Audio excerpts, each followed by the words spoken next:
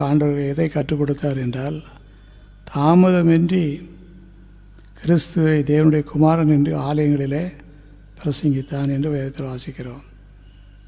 தாமதம் இல்லாமல் நீ ஊழியம் செய். இந்த நாட்களில் ஊழியம் என்பது அநேகர் உற்சாகமாக நாம் செய்து வருகிறோம். அதே நேரத்தில் அநேகர் சோர்வாகவும் இருப்பதை நாம் பார்க்கிறோம். அறுப்பு மிகுதி, வேலையாட்களோ கொஞ்சம்.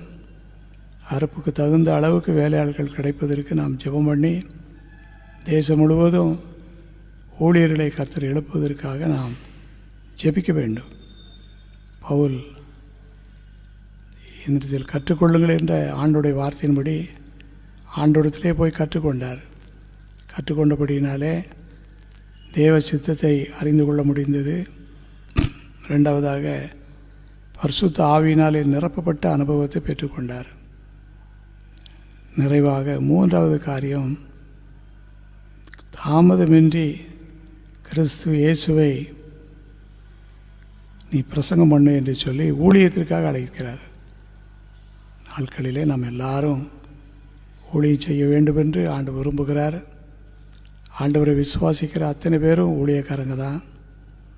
ஊழியத்தை செய்ய விடாதபடிக்கு தடைகள் வந்தாலும் தைரியமாக பரிசுத்தாவிக்குள் நிறைந்து நாம் ஜெபிக்கும்போது எல்லா தடைகளையும் மாற்றி கொடுக்க ஆண்டவரால் நிச்சயமாக முடியும். மூன்றாவதாக பவுல் கற்றுக்கொண்ட அனுபவம் என்னவென்றால், தாமதம் இல்லாமல் எவ்வளவுக்கு எவ்வளவு அவர் தேவனுடைய நாமத்துக்கு இடையூறாக இருந்தாரோ அதற்கு நேர் மாறாக ஊழியத்தை செய்ய ஆரம்பித்தார். கர்த்தர் அவரை ஆசீர்வதித்தார். இன்றைக்கும் பவுல் ஒரு பேசுகிற நடமாடும் நிருபமாக அவருடைய நிருபங்கள், அவருடைய செய்திகள் எல்லாவற்றையும் நாம் பார்க்கும்போது நமக்கு எவ்வளவோ பிரயோஜனமாக இருப்பதை நாம் ஆரம்பிக்கிறோம். ஆண்டவரும் சொன்னால், நான் சாந்தமும் மனத்தாழ்மையுமாக இருக்கிறேன், என் நுகத்தை உங்கள் மேல் ஏற்றுக்கொண்டு என்னிடத்தில் கற்றுக்கொள்ளுங்கள் என்று சொன்னார். நம்ம எல்லாரும் ஆண்டவரிடத்தில் கற்றுக்கொண்டு இன்னும் நாம் போக வேண்டிய வழிகளை நம்ம அறிந்து கொள்ள தேவன் நமக்கு உதவி செய்வார். பவுல் அப்போஸ்தலனுடைய வாழ்க்கையில் எல்லாமே ஆண்டவர் மூலமாக கற்றுக்கொண்டதாக இருந்தாலும் 3 காரியங்களை மாத்திரம் சுருக்கமாக தியானித்திருக்கிறோம். முதலாவதாக, அவர் கர்த்தருடைய சித்தம் என்னதென்று அறிந்து கொள்ள உதவியாக இருந்தார்.